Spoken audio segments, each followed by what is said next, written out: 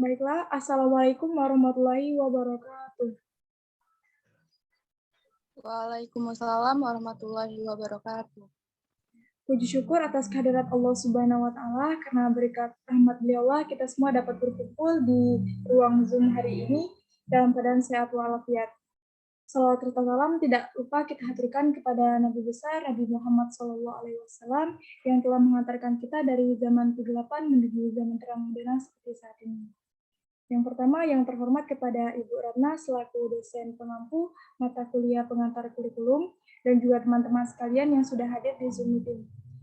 Perkenalkan, saya Yuka Anjeli selaku moderator yang akan membimbing presentasi pada hari ini. Langsung saja untuk laporan hasil wawancara mengenai peran kurikulum prototipe terhadap kemampuan non-teknis siswa. Untuk penyampaian pertama akan disampaikan oleh teman kami, Nabila Nazwa, kepadanya saya persilakan. Baiklah, terima kasih moderator. Di sini saya akan menyampaikan pendahuluan pada hasil diskusi kami. Yang pertama adalah latar belakang. Jadi kami melakukan wawancara ini guna untuk memperoleh informasi dari narasumber. Narasumbernya sendiri yaitu seorang guru dari UPT SMA Negeri 11 Oki yang merupakan wakil kesiswaan sekaligus guru biologi, yaitu Insinyur Solvi Air CHA, yang sudah mengajar dari 2003 sampai dengan sekarang. Dengan melakukan wawancara ini, insya Allah kami mendapat informasi yang diperlukan dalam pembuatan artikel mata kuliah pengantar kurikulum, dan juga diharapkan dapat bermanfaat bagi para pembaca. Yang kedua ada tujuan. Tujuan kami melakukan wawancara ini yaitu untuk mendapatkan informasi mengenai peran kurikulum prototipe terhadap kemampuan non-teknis siswa, guna memenuhi tugas pada mata kuliah pengantar kurikulum. Yang ketiga ada topik. Topik yang kami lakukan pada wawancara ini yaitu peran kurikulum prototipe terhadap kemampuan non-teknis siswa. Yang keempat ada waktu dan tempat kegiatan. Wawancara ini kami lakukan pada hari Senin 11 April 2022 pada jam 8.15 sampai dengan 9 via Zoom. Baiklah, saya kembalikan ke moderator. Baiklah, terima kasih kepada Saudari Nabila atas penyampaiannya. Selanjutnya itu penyampaian dari Saudari Nur Albaina, kepadanya saya persilakan. Baik, saya akan menerangkan mengenai hasil dan pembahasan, dimulai dari biodata narasumber. Seperti yang sudah dikatakan rekan saya, Nabila Najwa sebelumnya, bahwa kami mewawancarai seorang guru sekaligus waka kesiswaan dari UPT SMA Negeri 11 Oki, yaitu Insinyur Solvi Airhati CHA, dengan NIP 19680919 2001. Lahir di Kediri 19 September 1968, beragama Islam, dan tinggal di Jalan Lintas Timur KM 127 Lubuk Seberuk Lempung Jaya, memiliki jabatan sebagai waka kesiswaan dan bekerja sebagai guru mata pelajaran biologi. Untuk pendidikan terakhirnya yaitu S1 Pertanian atau A4 Biologi. Dan ada nomor HP yang tertera di layar, ada 2 nomor HP yang bisa dihubungi. Sedangkan untuk perwakilan wawancara yaitu saya sendiri sebagai perwakilan kelompok 5. Untuk hasil wawancara, dari penjelasan narasumber, kami mendapatkan beberapa pengetahuan dan informasi dari pertanyaan yang telah kami ajukan kepada narasumber. Pertanyaan pertama mengenai seberapa penting peran kurikulum prototipe terhadap kemampuan leadership, kerjasama, dan komunikasi siswa. Dari keterangan narasumber, beliau menjelaskan bahwa kurikulum prototipe ini sangat berpengaruh karena di dalam kurikulum prototipe ini sendiri menekankan pada ketercapaian siswa, yang juga guru dituntut untuk menjadi kreatif dalam membuat model-model pembelajaran sehingga mencapai hasil yang diinginkan dari siswa tersebut. Lalu untuk penanaman kemampuan seperti leadership dan sebagainya bisa dilakukan melalui ekstrakurikuler seperti pramuka yang memiliki kegiatan yang mengandung nilai pembelajaran seperti nilai kepemimpinan, kerjasama, dan juga tanggung jawab. Selanjutnya, beliau juga menyampaikan bahwa kurikulum prototipe ini juga menekankan pada watak atau kepribadian dalam proses pembelajaran, di mana dalam proses pembelajaran siswa dapat disiplin, bekerja sama, dan juga mewujudkan keinginannya dalam ketercapaian materi pembelajaran. Maka dari itu, menurut beliau, peran kurikulum prototipe ini sangat dibutuhkan, di mana benar-benar dibutuhkan kreativitas yang bervariasi, sehingga untuk menggugah siswa atau peserta didik selama proses pembelajaran.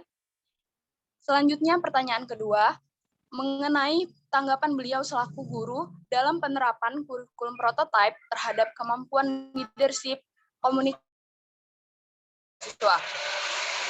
Beliau menyampaikan bahwa dengan adanya kurikulum prototipe ini, para guru menjadi lebih komunikatif dengan siswa melalui model-model pembelajaran yang diterapkan.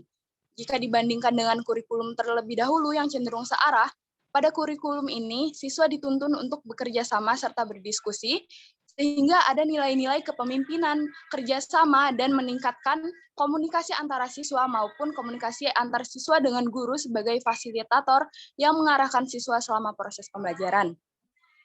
Lalu pertanyaan ketiga, mengenai cara beliau sebagai seorang guru dalam melaksanakan kurikulum prototipe untuk mengembangkan kemampuan leadership, kerjasama, dan komunikasi siswa. Beliau menjelaskan bahwa ada beberapa tahapan pelaksanaan kurikulum prototipe di UPT SMA Negeri 11 Oki, di mana tahapan pertama dilakukan belajar bersama yang dimonitor oleh guru penggerak. Guru penggerak tersebut bertugas sebagai orang atau pihak yang mengevaluasi bagaimana sistem belajar masing-masing guru, di mana masing-masing guru dilihat dari kelebihan maupun kekurangannya ini bisa menjadi bahasan. Kemudian, para guru akan menyusun alur kegiatan pembelajaran yang penuh kreativitas yang bervariasi dan menyenangkan. Sehingga dari pembukaan hingga penutupan, sehingga dapat mencapai hasil yang diinginkan dari siswa. Beliau juga menjelaskan bahwasanya perencanaan pembelajaran ini sangat berpengaruh dalam proses pembelajaran. Dan yang keempat, mengenai kesulitan yang dialami para guru dalam melaksanakan kurikulum prototipe untuk mengembangkan kemampuan leadership, kerjasama, dan komunikasi siswa, dari penjelasan narasumber, beliau mengatakan bahwa kesulitan yang dialami timbul dari siswa itu sendiri di saat seorang siswa tidak mempelajari terlebih dahulu materi pembelajaran yang sudah diberikan. Karena kurikulum prototipe ini diterapkan di masa pandemi, di mana selama proses pembelajaran ini menjadi sangat terbatas. Sehingga jika seseorang siswa tidak mempelajari materi pembelajaran terlebih dahulu, dikhawatirkan akan menghambat proses pembelajaran. Beliau juga menyampaikan untuk model pembelajaran yang beliau terapkan, itu sebelumnya beliau memberi siswa, baru kemudian beliau menekankan lebih lanjut materi-materi tersebut kepada para siswa. Dan jika seorang siswa tidak mempelajari materi tersebut, maka memungkinkan siswa tersebut akan cukup sulit untuk menangkap materi pembelajaran tersebut. Baik, kembali kepada moderator. Terima kasih kepada Saudari Nur Albainah atas penyampaiannya. Selanjutnya itu penyampaian dari Saudara Fadli. Kepadanya saya persilakan. Baik, terima kasih kepada moderator. Di sini saya akan melanjutkan hasil wawancara selanjutnya. Yang kelima, yaitu mengenai keuntungan dan kerugian dari implementasi kurikulum prototipe terhadap kemampuan leadership, kerjasama, dan komunikasi siswa.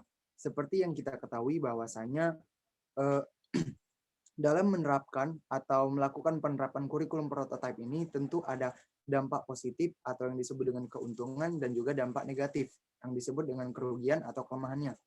Nah, di sini narasumber menjelaskan ada beberapa keuntungan dan juga kerugian dari penerapan kurikulum prototipe ini.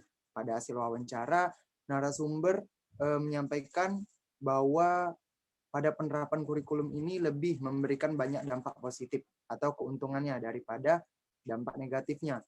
Salah satunya yaitu membuat sekolah lebih menjadi tergerak untuk menjadi lebih baik lagi dalam memfasilitasi proses pembelajaran. Di sini artinya sekolah lebih memperhatikan kebutuhan peserta didiknya, baik dari fasilitas, sarana maupun prasarana, supaya pembelajaran lebih ditingkatkan dan lebih baik lagi. Sedangkan untuk kekurangan dari kurikulum prototipe ini, narasumber menyampaikan bahwa beliau tidak menemukan atau tidak dapat menyampaikan kekurangan yang ada pada penerapan kurikulum ini. Beliau juga merasa bahwa kurikulum ini membuat beliau menjadi lebih baik lagi dalam bidangnya. Jadi secara garis besar, penerapan atau implementasi dari kurikulum prototipe ini sejauh ini memberikan banyak dampak positif atau keuntungannya, baik untuk sekolah, peserta didik maupun pendidiknya. Kemudian yang keenam mengenai faktor pendukung maupun penghambat dalam implementasi kurikulum prototipe terhadap kemampuan leadership, kerjasama, dan komunikasi siswa. Nah, seperti yang kita ketahui bahwasannya di mana ada keuntungan dan kerugian, pasti ada faktor-faktor yang mempengaruhinya. Entah itu faktor pendukung ataupun faktor penghambat. Berdasarkan hasil wawancara, narasumber menjelaskan ada beberapa faktor yang mendukung dan juga faktor yang menghambat dalam implementasi kurikulum ini. Faktor pendukung yang pertama adalah pendidik. Narasumber menjelaskan bahwa di SMA Negeri 11 Oki ini banyak pendidik milenial atau guru-guru muda, di mana guru-guru ini lebih energik dan lebih paham dengan teknologi. Jadi mereka menjadi salah satu faktor pendukung dalam penerapan kurikulum prototipe ini. Kemudian faktor pendukung lainnya yaitu antusias, di mana di masa pandemi saat ini kualitas dan kuantitas peserta didik dalam belajar itu sangat berkurang. Jadi ada baiknya antusias atau semangat dari peserta didik perlu ditingkatkan lagi. Lalu ada faktor penghambat.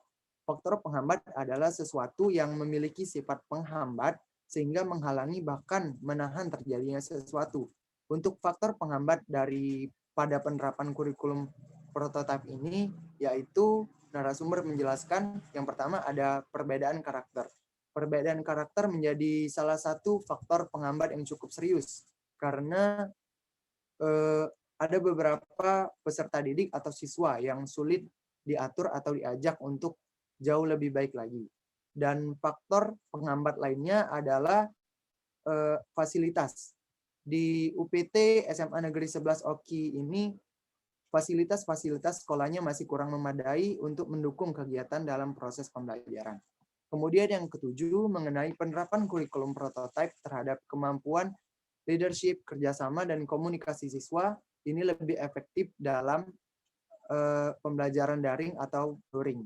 Nah, narasumber menjelaskan bahwa penerapan atau implementasi kurikulum prototipe ini lebih efektif dilakukan dengan pembelajaran luring atau daripada pembelajaran daring. Selanjutnya yang ke-8 mengenai alasannya. Beliau menjelaskan bahwasannya ada beberapa alasan mengapa pembelajaran luring ini lebih efektif dibandingkan dari pembelajaran daring. Terlebih lagi untuk penerapan atau implementasi kurikulum ini. Karena beliau menjelaskan yang pertama adalah jaringan internet yang tidak selalu bagus atau tidak selalu stabil di daerah peserta didiknya. Kemudian adalah tidak semua siswa bisa memenuhi kebutuhan kuota atau paket internet. Dan yang ketiga adalah tidak semua siswa memiliki handphone atau perangkat yang mendukung untuk pembelajaran daring. Karena menurut saya pembelajaran luring juga lebih baik dilakukan karena dapat memanfaatkan dan memaksimalkan proses pembelajaran dengan baik lagi. Dan siswa juga dapat lebih mudah atau lebih cepat memahami materi yang disampaikan. Dan juga sesuai dengan topik kami yaitu mengembangkan kemampuan leadership, kerjasama, dan komunikasi siswa. Nah, di sini pembelajaran luring sangat cocok sekali karena pada pembelajaran luring ini siswa dapat berinteraksi dan bersosialisasi langsung dengan teman-teman sebayanya. Jadi secara garis besar pembelajaran luring lebih efektif dan efisien dibandingkan pembelajaran daring. Karena ya pembelajaran daring memang kurang efektif dilakukan. Karena sebagian besar menimbulkan kendala atau masalah baik dari peserta didiknya, pendidiknya maupun institusi pendidikannya. Nah, baiklah saya kembalikan kepada moderator.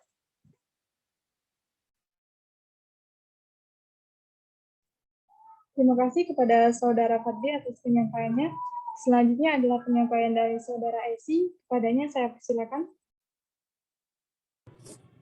Kesembilan, mengenai cara mencari penerapan kurikulum prototipe terhadap kemampuan leadership, kerjasama, dan komunikasi siswa.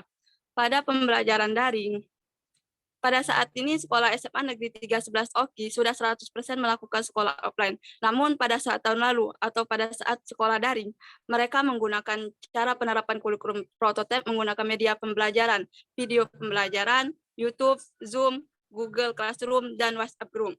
Untuk yang ke-10, apa yang diharapkan guru dalam pengembangan kemampuan leadership, kerjasama, dan komunikasi siswa pada kurikulum prototipe? Hasil yang guru harapkan bisa mencapai maksimal dari materi yang diberikan, sehingga bisa membentuk karakter yang dipelajari. Contohnya bisa menyelesaikan soal-soal dan tugas-tugas, dan juga bisa melakukan praktikum dengan baik. Untuk pertanyaan tambahan yang kami ajukan mengenai tugas yang diajukan kepada siswa, apakah menghasilkan kemajuan dan kemampuan leadership, kerjasama, dan komunikasi siswa?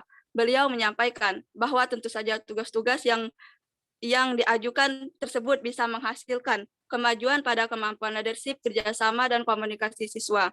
Karena dalam penyelesaian tugas, mereka juga berkomunikasi sesama siswa lain. Selain itu juga memiliki seorang pemimpin yang mengatur jalan pembelajarannya sehingga tetap terkondisikan. Dari hal-hal tersebutlah yang bisa membuat kemajuan dan kemampuan leadership, kerjasama, dan juga komunikasi antar siswa. Kembali ke moderator. Baik, terima kasih kepada Saudara Esi atas penyampaiannya. Sekian penyampaian hasil laporan dari kelompok kami. Selanjutnya yaitu penyampaian kesimpulan. Baiklah, kesimpulan yang kami dapatkan dari hasil wawancara sebelumnya yaitu kurikulum prototipe berperan penting terhadap kemampuan leadership, kerjasama, dan komunikasi siswa, di mana kurikulum ini menuntut guru melakukan pembelajaran dengan metode-metode pembelajaran yang kreatif untuk menggugah siswa lebih aktif selama proses pembelajaran, mengembangkan kemampuan siswa maupun mencapai suatu hasil yang diinginkan dari siswa. Penanaman kemampuan leadership, kerjasama, dan komunikasi siswa ini juga bisa melalui ekstrakurikuler seperti pramuka. Kurikulum prototipe bukan hanya membawa perubahan pada siswa, tetapi juga bagi guru, menjadi lebih komunikatif dengan siswa melalui metode-metode pembelajaran yang disesuaikan dengan kurikulum prototipe. Pelaksanaannya terdiri dari beberapa tahapan yang sangat berpengaruh dalam proses pembelajaran dan juga memiliki kesulitan yang timbul dari siswanya. Implementasi kurikulum prototipe terhadap kemampuan leadership, kerjasama, dan komunikasi siswa dirasakan lebih menguntungkan daripada merugikan, dengan adanya beberapa faktor pendukung dan penghambat, serta lebih efektif dilakukan pada pembelajaran luring dengan beberapa alasan. Meski begitu, guru tetap memiliki alternatif jika pembelajaran hanya bisa dilakukan saat daring. Bagaimanapun caranya, guru mengharapkan hasil yang maksimal dari siswa dengan adanya kemampuan pada kemampuan leadership, kerjasama, dan juga komunikasi siswa. Adapun beberapa saran yang kami dapat berikan dari hasil wawancara tersebut yaitu, selain guru yang dituntut lebih kreatif dalam proses pembelajaran siswa, siswa juga sebaiknya membantu kelancaran proses pembelajaran dengan mempelajari terlebih dahulu materi yang diberikan sebagai dasar pemahaman sebelum guru menerangkan lebih lanjut mengenai materi pembelajaran tersebut. Kemudian, pihak sekolah juga sebaiknya lebih mendukung kegiatan pembelajaran dengan menyediakan fasilitas kualitas yang memadai, mencukupi, dan memudahkan tercapainya hasil pembelajaran yang diinginkan, seperti menyediakan perlengkapan kelas dan kenyamanan untuk kenyamanan kegiatan pembelajaran di kelas, menyediakan infokus, dan menyediakan media ataupun alat pembelajaran lainnya. Baiklah, sekian penyampaian laporan yang dapat kami sampaikan. Lebih dan kurangnya kami mohon maaf. Saya tutup dengan wassalamualaikum warahmatullahi wabarakatuh. Waalaikumsalam warahmatullahi wabarakatuh. Warahmatullahi wabarakatuh.